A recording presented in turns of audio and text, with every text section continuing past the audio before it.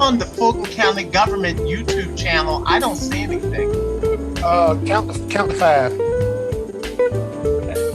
Let me go live. Oh, it doesn't come up until you go live?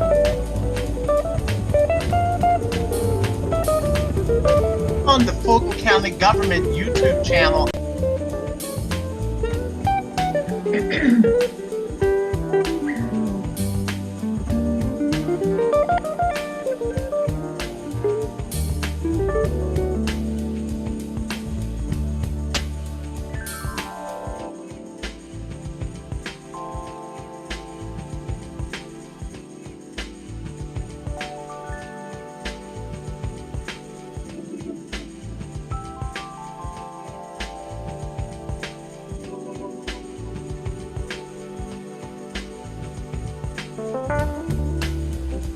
Good evening, everyone, and welcome.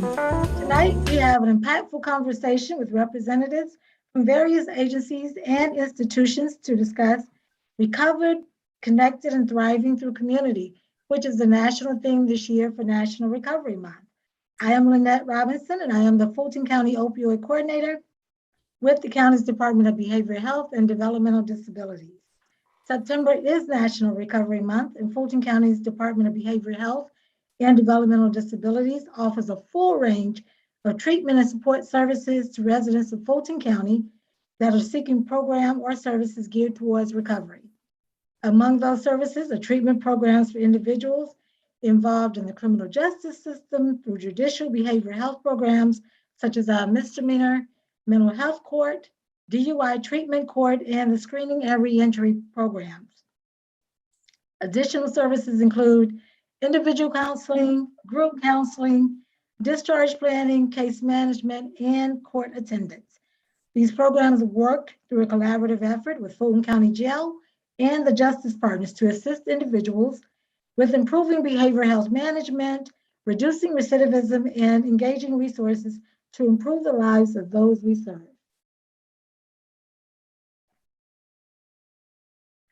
So tonight, bringing us greetings on behalf of the Fulton County Board of Commissioners, we have a very brief video for Commissioner Liz Hausman from District 1.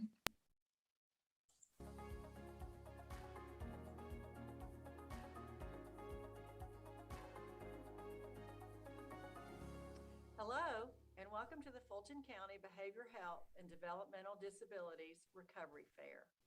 I'm Fulton County District 1 Commissioner Liz Hausman.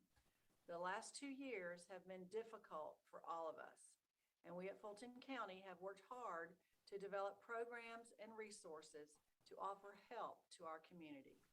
Some of these programs include outreach to seniors, sharing information on drug drop boxes to safely dispose of unused medications, putting Narcan in the hands of our first responders, community counseling centers for all ages, veteran services, arts program, and counseling services to students of Fulton County schools through our partnership with Chris 180, just to name a few. Join us and learn what is going on in our county and make note of the programs that may be helpful to you or someone you know. We want to connect with people in the community that are dealing with substance use and or mental health disorders. We're here for you, and you are not alone. A better life is possible through recovery. In addition to the behavioral health providers, the Fulton County Public Library and the Department of Arts and Culture are joining us today. The library will share their extensive resources that citizens can use to research mental illness, addiction, and how to find treatment resources. They will also help people register for library cards and recommend publications on treatment and accessing care. The Department of Arts and Culture will share how art can bring healing and show a video that demonstrates the healing power of art. For those of you in North Fulton County, I'd like to highlight the work of the North Fulton Mental Health Collaborative, who work to promote mental health improvement in partnership with Summit Counseling. The collaborative meets the last Thursday of each month, and you can find out how to join them by visiting summitcounseling.org/collaborative. Recovered, connected, and thriving through community is the theme of our virtual recovery fair this year, and we want to help you be on the road to be your best you and thrive.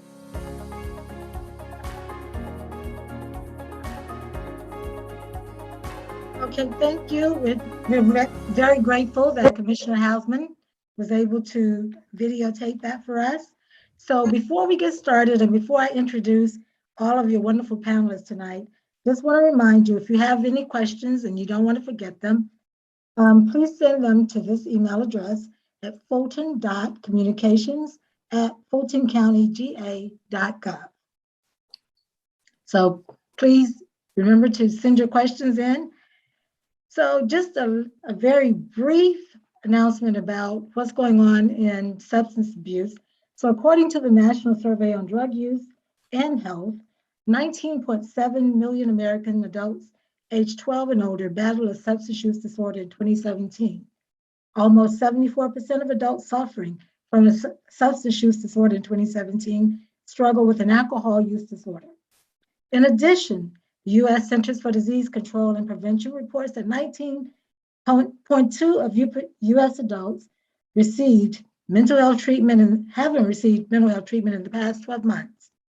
That includes 15.8% who had taken prescription medication for their mental health and 9.5% who had received counseling or therapy from a mental health professional. All participating organizations in today's event will offer their services regardless of the individual's insurance status or the ability to pay. So we'll bring to you our panelists for this evening's event. To start out, we have Ms. Tara Johnson, Residential Housing Manager for the Mary Hall Freedom Village. Hello, everyone. So I am here over here at Mary Hall Freedom Village, and we are a comprehensive behavioral health program providing housing, substance abuse treatment, child care, workforce development, and a wraparound services to ensure every person breaks the cycle. Our mission is to free women and children, veterans, and families by empowering them to end the cycle of addiction, poverty, and homelessness. We offer a lot of services here. We have day treatment, intensive outpatient care. We have aftercare, individual case management, therapeutic child care, mental and physical health. We have education, vocational assessment and training, and housing for the women and children and families at Mary Hall Freedom Village. We have funding by BHDD, Fulton County, HUD, the VA, we have SAMHSA, and we also do fundraising, and we have a lot of beautiful, positive foundations that always come around to do activities with the ladies and always willing to assist us in fundraising. Awesome. Thank you, Ms. Johnson. So You're next welcome. we have is Mr. Chris Johnson, who's the Director of Communications with the Georgia Mental Health Support Network. Welcome this evening, Chris.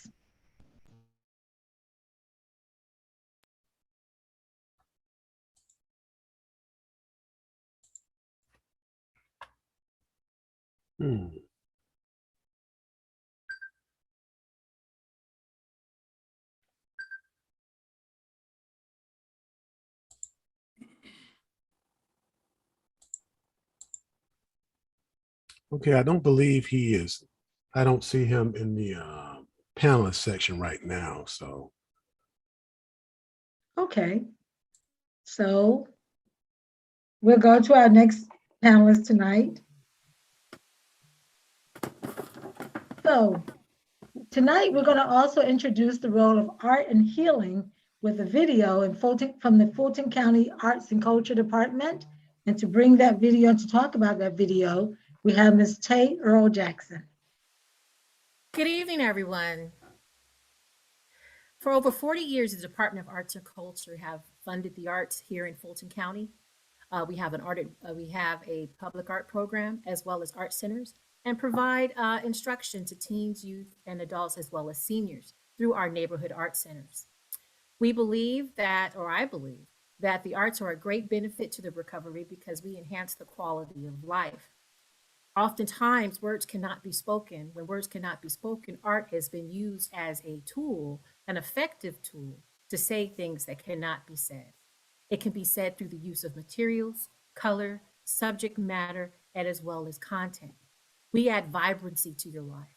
It is an awesome healing tool. You can turn the simplest things, like the project we're bringing in for you today, that is led by Tisha Smith, our arts program coordinator at the Emma Darnell Aviation Museum and Conference Center, who has created a beautiful project called the Recovery Dial. That Recovery Dial takes simple household items that you have in your home and turns it into a beautiful, serene piece of art, full of color and empowering words that enlighten people's lives. For more information about our programs, we offer virtual as well as in-person classes. Visit us online at www.fultonarts.org and get your tools ready to register for classes for the fall in December. Thank you.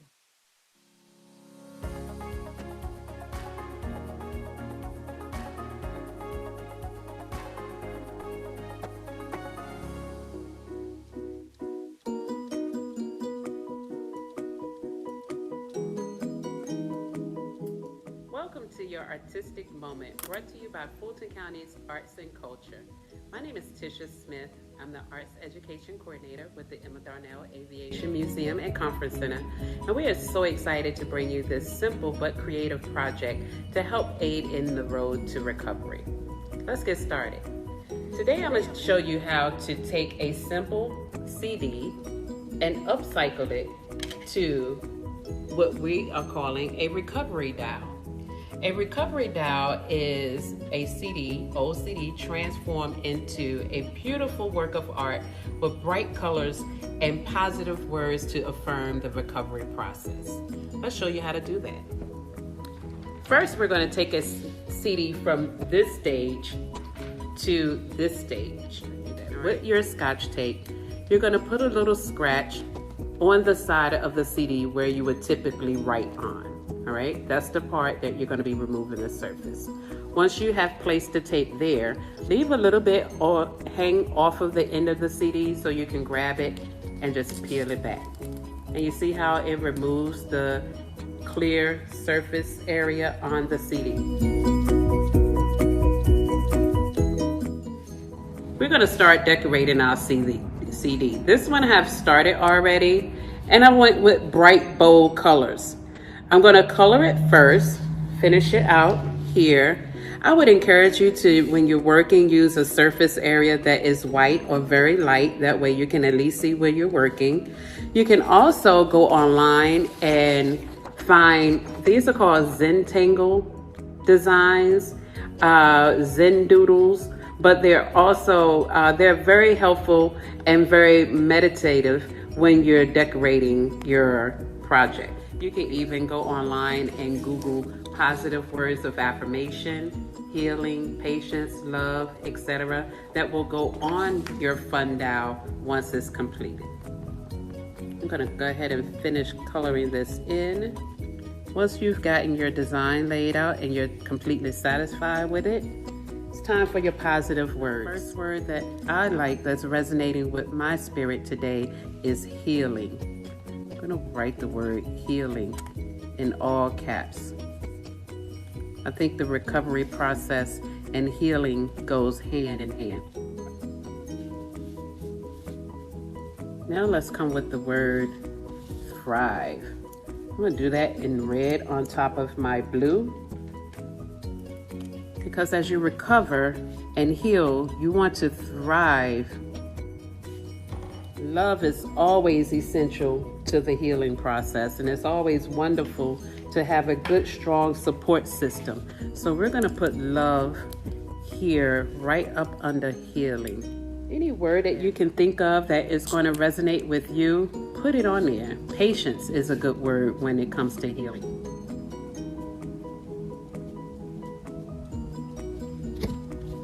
And once you've completed it and you're satisfied with your design, you can add it to your suction cup to become your fun dial. I hope you guys enjoy this project brought to you by Fulton County Arts and Culture. For more information about future programming and things that we're offering now, please visit www.fultonarts.org. Again, my name is Tisha Smith, and thank you so much for joining us today. Okay, that was completely awesome. So now we're going to loop back to Mr. Chris Johnson, who's the Director of Communications with the Georgia Mental Health Support Network. Hi, good afternoon, everyone. My name is Chris Johnson, as she said, and I'm going to tell you very quickly about some of the things we do at the Georgia Mental Health Consumer Network. For those of us who live in Atlanta, Fulton County, we have nearby the Decatur Peer Support and Wellness Center, and it is available daily. We have respite beds there where folks can stay 7 nights every 30 days. All you need to do is be a Georgian 18 years or older who self-identifies as living with a mental health diagnosis. You don't have to have any kind of referral, and you can call. I'm going to put the number 888-945-1414 is how you can call and get more information or peer support over the phone. If you are interested in using your lived experience of mental health recovery to support someone else, we provide training so you can do that. And our website is gmhcn.org, and we would love to see you there. So thank you. Thank you so much, Chris. So next we have Mr. Kenneth Anderson. He's the Program Manager at Trinity Community Ministries. How you guys doing today? Can you hear me? Awesome. How are you? Okay, great. I just want to just tell you guys just something real quick about Trinity. Trinity Community Ministries was basically formed in the 1990s, and we evolved into a transitional program. We were in the basement of the church across the street from City Hall, and which turned into a residential program for individuals that are on alcohol and drugs. We have a reputation of being a tough program for hard times. In 2005, we moved out of the basement into 21 Bell Street, which is the Hanley Funeral Home, which prepared Martin Luther King's body, back in the 60s. We are a 36-bed facility, and individuals can reside here from anywhere from 6 months to 2 years.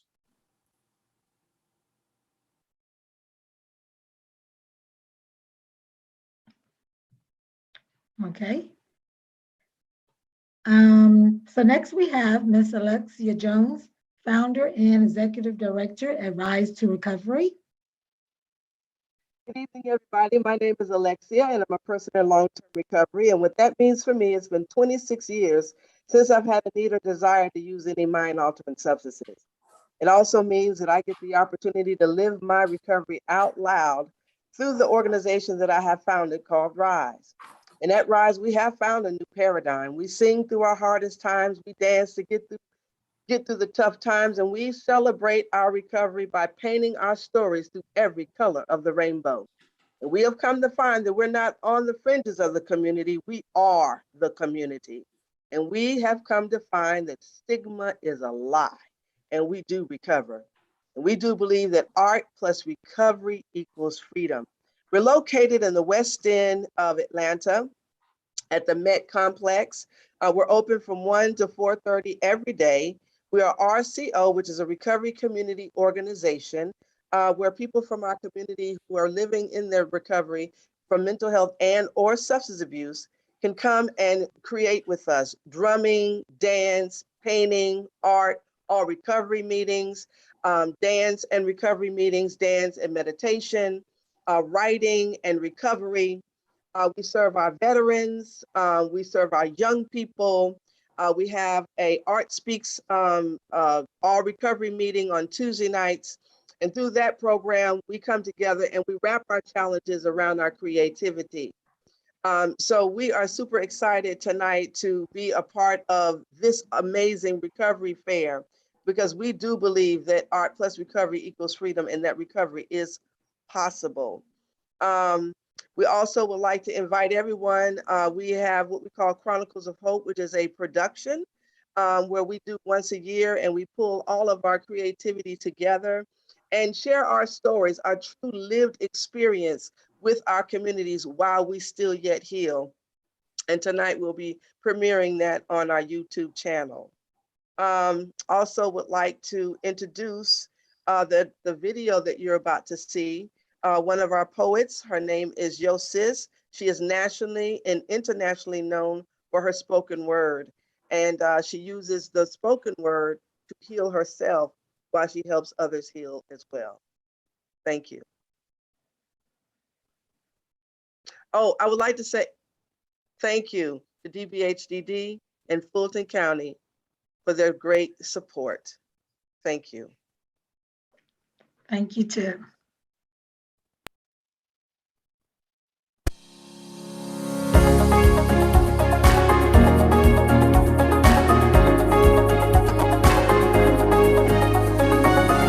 We have gathered.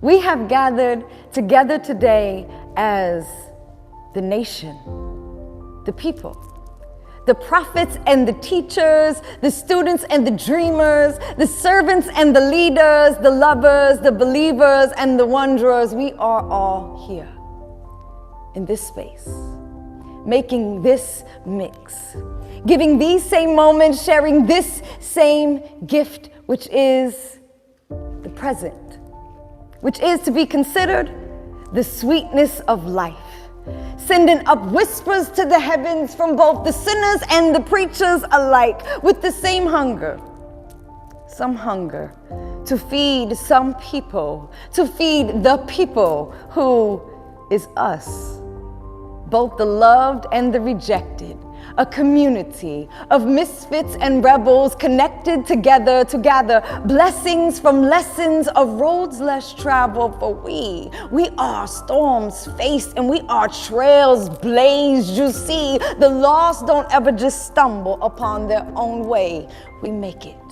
And in all that we are and all that we have ever been, let us not forget that we are indeed the artists. We are the art. We are the creators, creations, creating who we all are. We are the artists. We are the art that is living, that is breathing, that is soul screaming for more color, more paint, more music, notes, fashion, fabric, more words. Passion seeps from our pores. For every ounce of our beings are being transformed by some source, restored by some force, which is pumping our blood, which is filling our lungs, which is mixing and mastering heartbeats in perfect rhythm.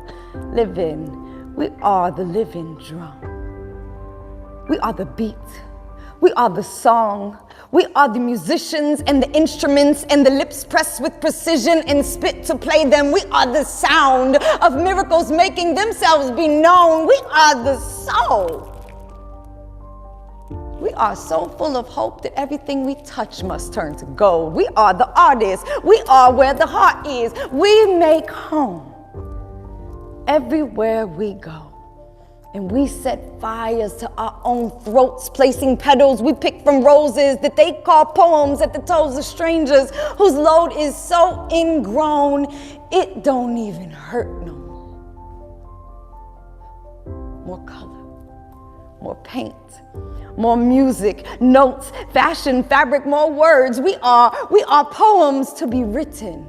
We are clay to be molded and sculpted and shaped into more love, less hate. See, there is more to be created from this pain. So when we come to summon God and all of the angels that they might visit these spaces and sit in the vibrations we make with naked fingertips that hold the pick that strum the strings that we hum wishes with. We are the song.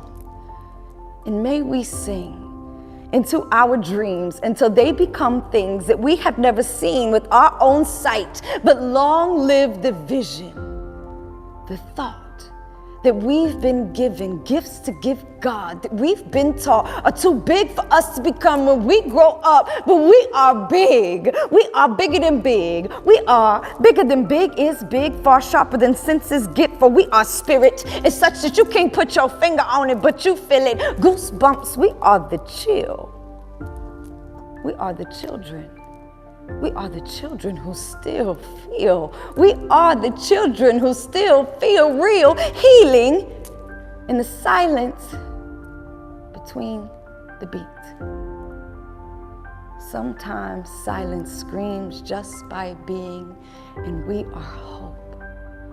We are hope from the hopeless, and we are begging, and we are pleading for each other's broken souls to notice.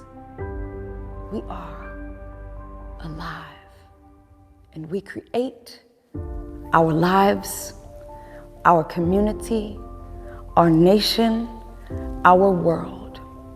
We are Fulton County, and we rise.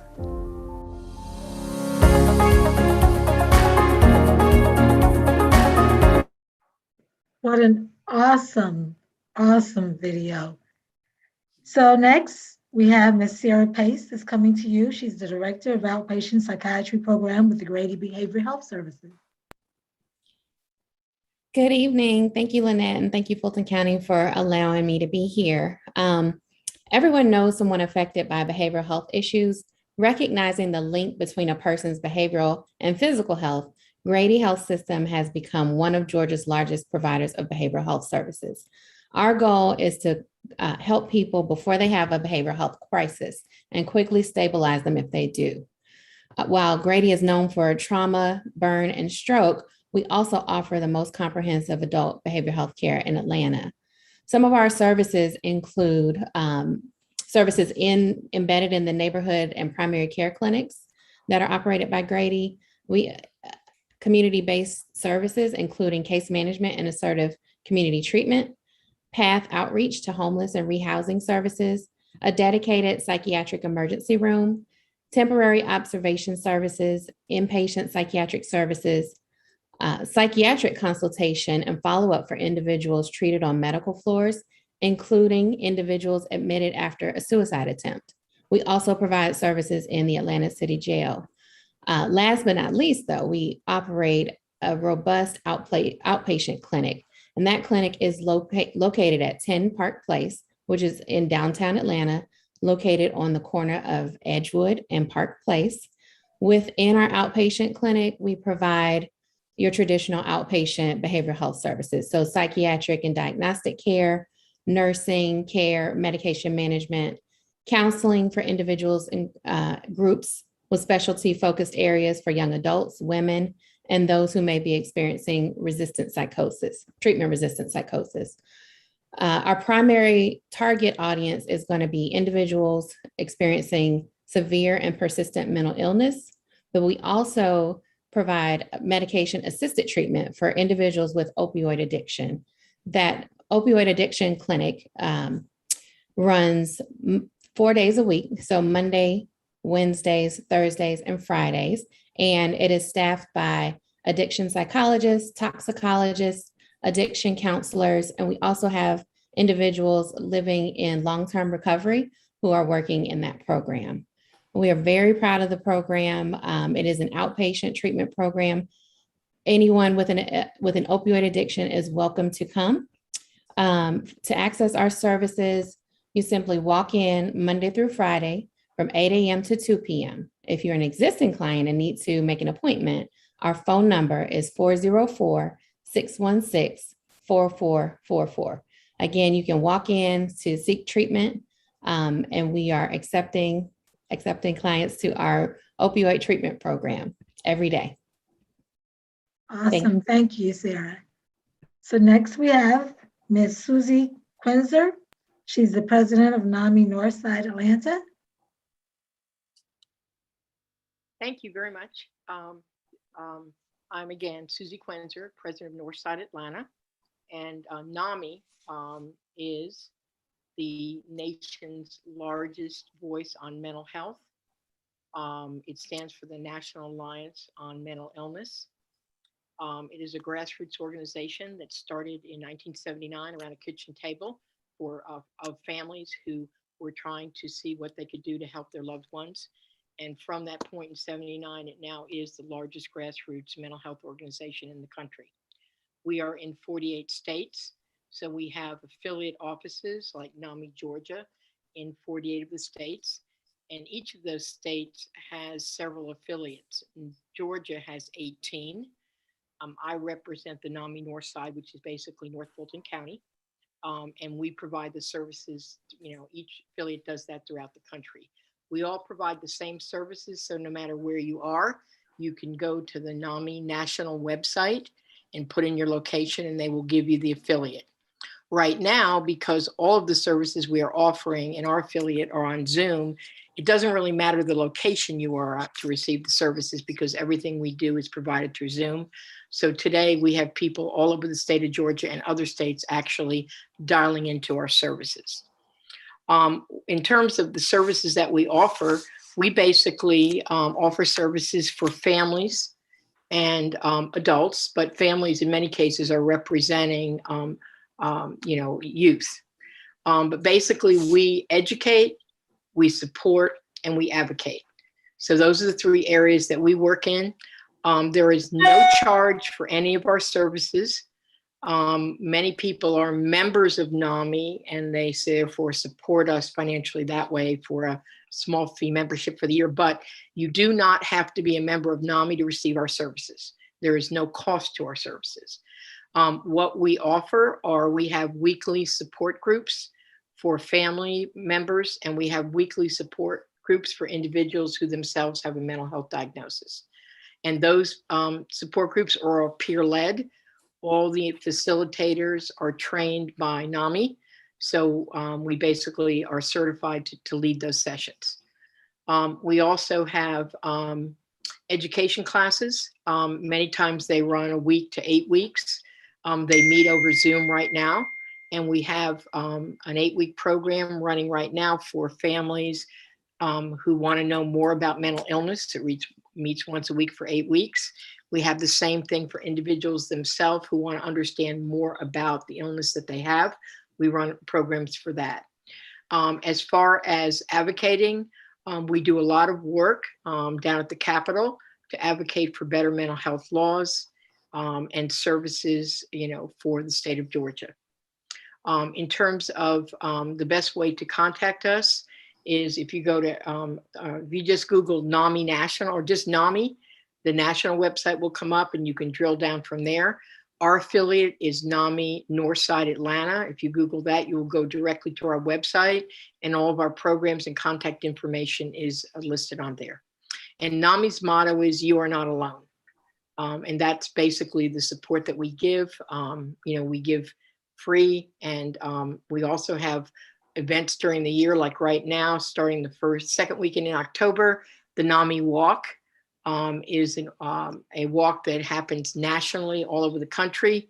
The one in Georgia is happening in Atlanta, October the 9th. And we walk to erase the stigma of mental illness and to raise awareness on how many people are affected. And it's also a fundraiser. And if you want to get involved, just Google NAMI Walks and all the information will be out there. Thank you very much. Thank you so much, Ms. Susie.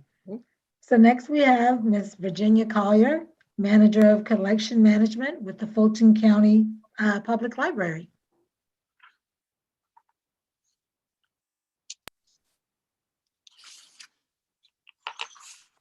You need to unmute your microphone, Virginia.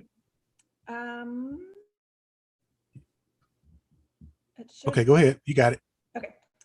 Fulton County Library System has 33 branches around Fulton County. We are open for in-person services. Our branches are open Monday through Saturday, open 10 to 8 Mondays and Tuesdays, and until 6 Wednesdays through Saturdays. Our staff are available in all of our branches to help you find the resources that you're looking for. We can help you find books, articles. We have databases online that have videos,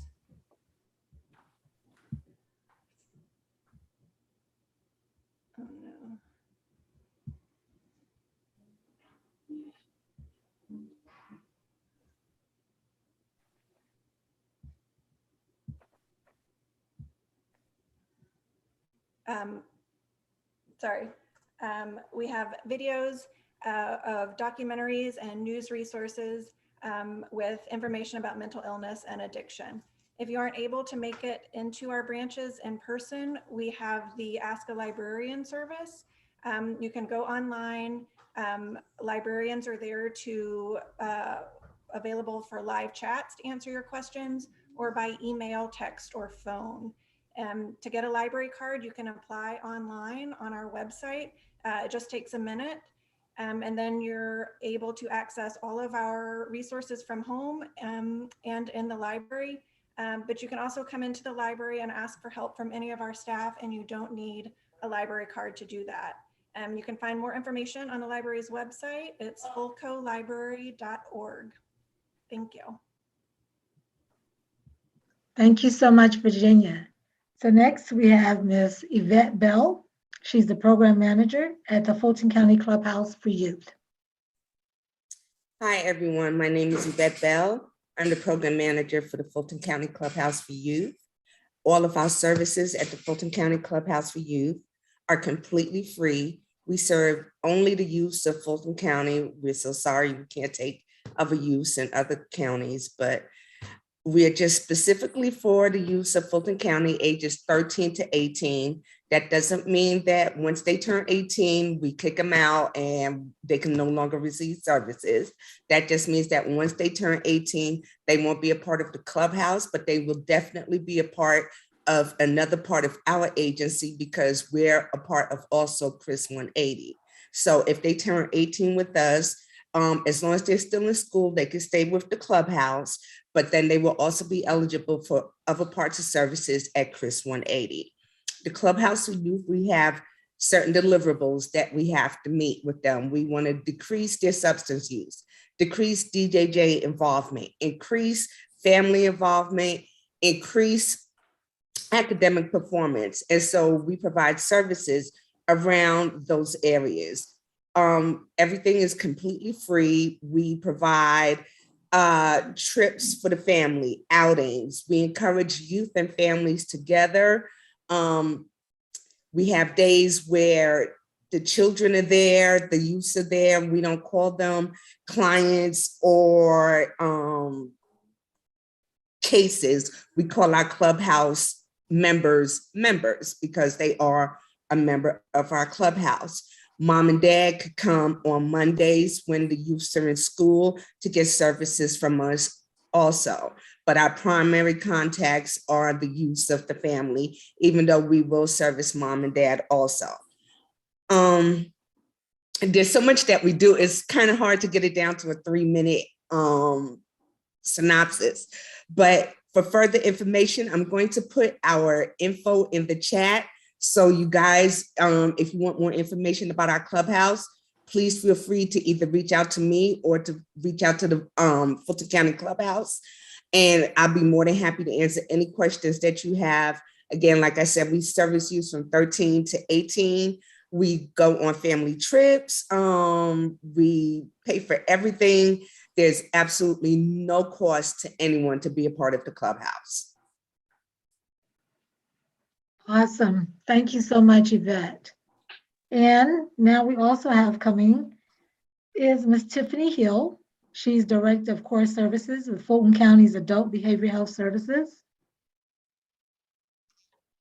Hi, good evening, everyone. So as Lynette stated earlier, Fulton County Department of Behavioral Health and Developmental Disabilities offers a full range of treatment and support services to adult residents of Fulton County, regardless of your ability to pay. So what that means is we do not deny services for your inability to pay.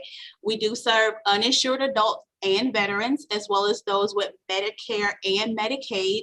Our primary focus is to ensure that we provide barrier-free services to residents of Fulton County, such as comprehensive mental health and addiction treatment services, intake assessments, medication management. So for those clients who are uninsured and have the inability to pay for medication, we do have a pharmacy that provides free medication for those individuals as well as injections.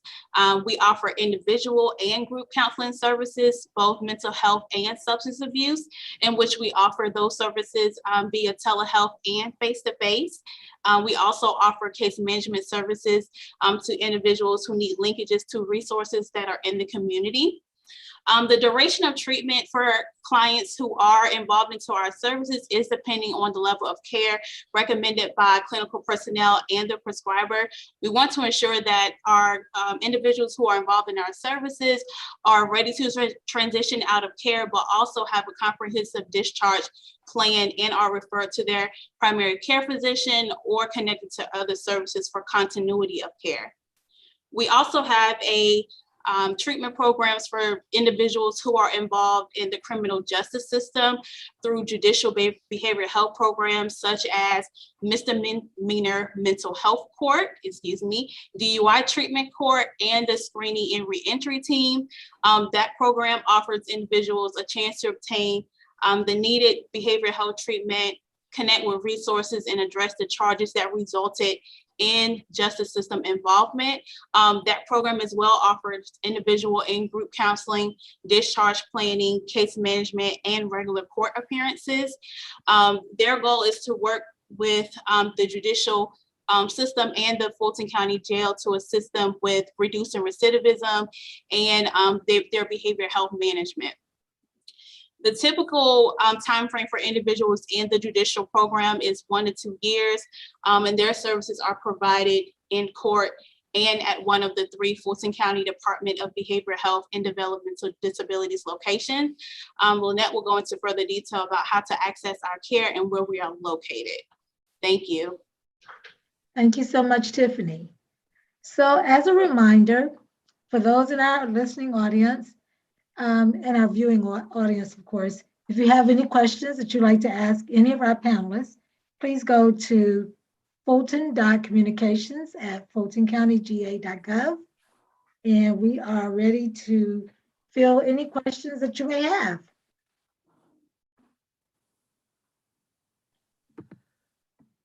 First question, how can a family member encourage a family member who is in denial about their mental health and substance abuse issues? How can I encourage them to get help?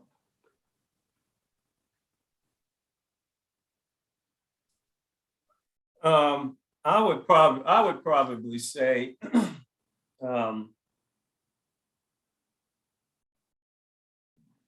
is probably just have a talk with them first, because an intervention doesn't always work, but I would probably talk to them and ask and kind of ask them if they what's going on, what kind of problems they have, are they going through anything, what's making them feel the way they feel, is it money? Is it a spouse or your boyfriend, girlfriend? Is it drugs? Or did you just wake up that way? We have, I learned to understand that a lot of individuals don't wake up with mental health issues. Something happened along the way, and it may impact other areas of their lives without them being aware of what's actually going on, and they just really don't know how to ask for help. So I would, me myself, I would probably, probe and ask them some questions, and then ask them, what would you like for me to do? Is there anything I can do to help you? What would you like for me to do?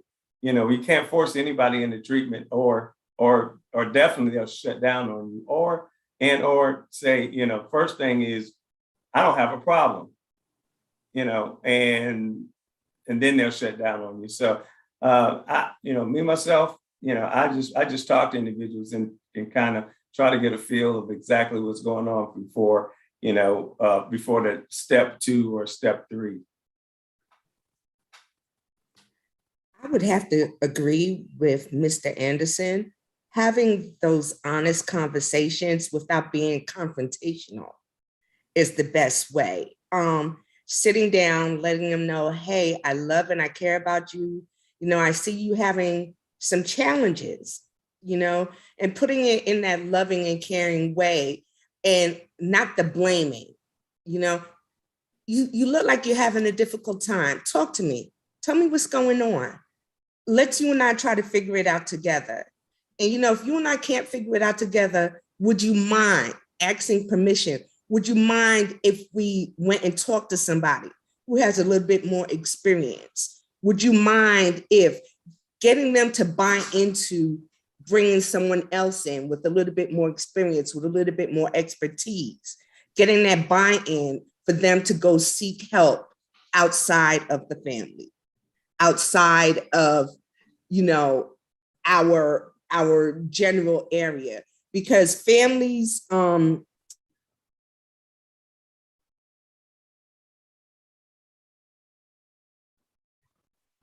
Okay, you're muted. Can you kind of go back over that? I'm sorry. I was saying families, especially our African-American families, have this thing about, we don't put our business out in the street. You know, it's a secret. You don't tell nobody what's going on in the house. So to get that buy-in of letting someone else on the outside in to help us navigate what's going on, you have to get that buy-in from not only the person, that the identified patient, but also from the family, because the identified patient is not the only person that's sick in the family. It's also the family itself that also needs treatment.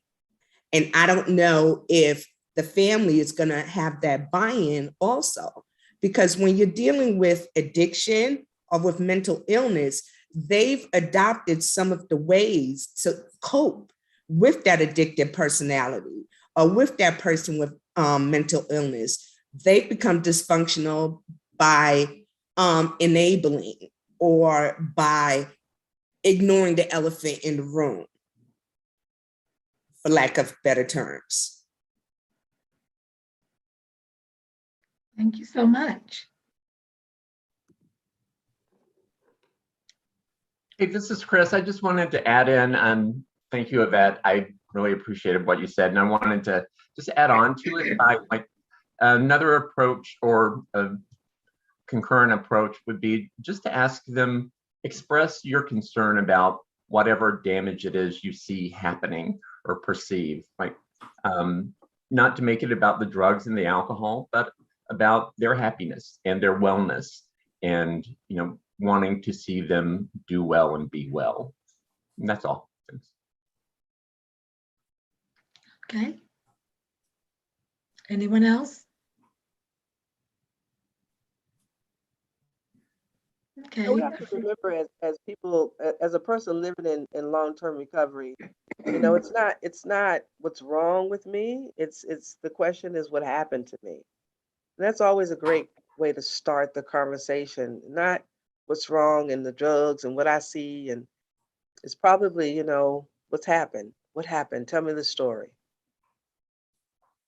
Thank you for letting me share. Thank you. Okay. So, Afrika, do we have any more questions? Yes. Next question. Opioid usage seems to be attacking our youth. As a parent, how can I talk to my child whom I feel is being pressured at school?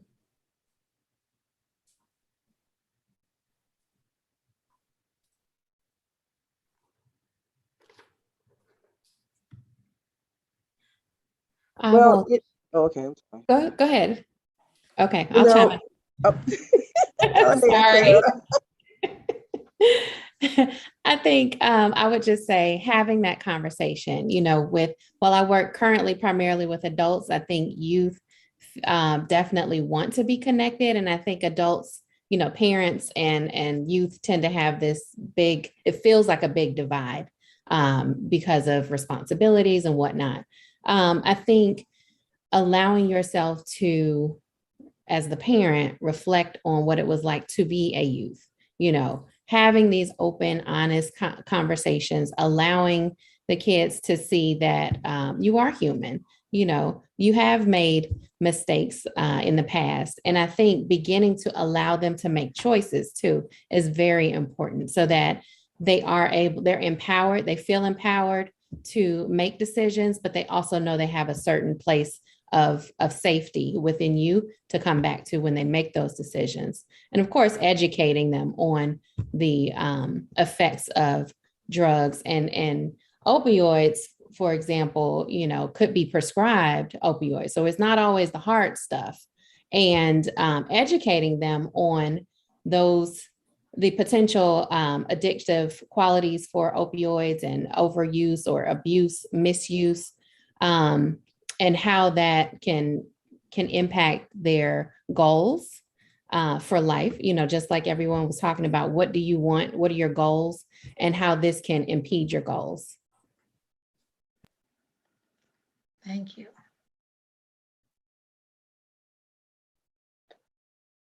Anyone else?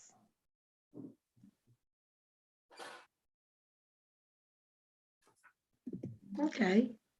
So Afrika, do we have another question? Yes. Is there an outreach representative or program to provide education to our communities in Fulton County? Say that again, Afrika. The question was, is there an outreach program or a representative to provide education to our communities in Fulton County, Georgia? Yes, you have several. You got Mercy Care. Mercy Care has an outreach program. Grady has an outreach program. Hope Atlanta has an outreach program. I might be missing one. Cap'n, they might still have an outreach program that they house women over there off of I can't remember the street. But anyway, yeah, there are several. The ones that I mentioned are outreach programs in Fulton County area.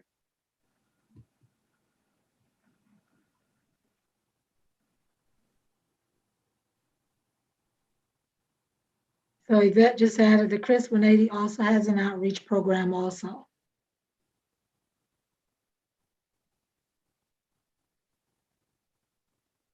Someone else has another question.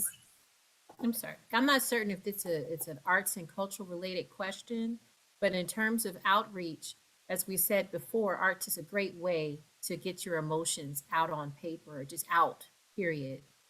Through arts and culture, there are an array of services, whether online through our virtual programs or in person at some of our local art centers, or through some of our contractors through the program, the Contracts for Services program.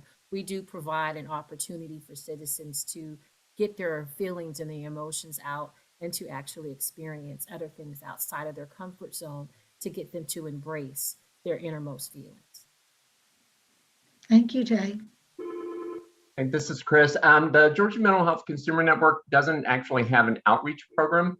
We do provide mental health first aid trainings, which many churches and businesses utilize to help people be able to recognize and understand what may be happening with someone who's experiencing a mental health challenge. We also have the Respect Institute of Georgia that sends speakers out all over the state to share their stories of mental health recovery and wellness. Okay. Thank you, Chris. And Rico, did I hear you say there was another question? Yes, there is a question in the Q&A, and I believe it, I think it's Mr. Anderson, if I'm not mistaken. He can probably ask this question. How can you access services at Trinity Community Ministries? If I'm reading this right. I'm sorry, can you say that again, sir? There's a question where it says, how can you access services at Trinity Community Ministries? Okay, well, typically what we normally do is an individual can call in. However, as you all know, now with the COVID. We require a positive COVID test and a positive tuberculosis test if we have beds available. But they can call, if someone's here pretty much 24 hours a day. However, the best time will be from 8 to 5. Okay. Thank you very much, Mr. Anderson. So it looks like we have time for one more question. The question is, my partner has a long-term history of relapsing. I'm giving up hope on their recovery because their rationale, their ability to maintain employment, thus denying having a problem. What can I do?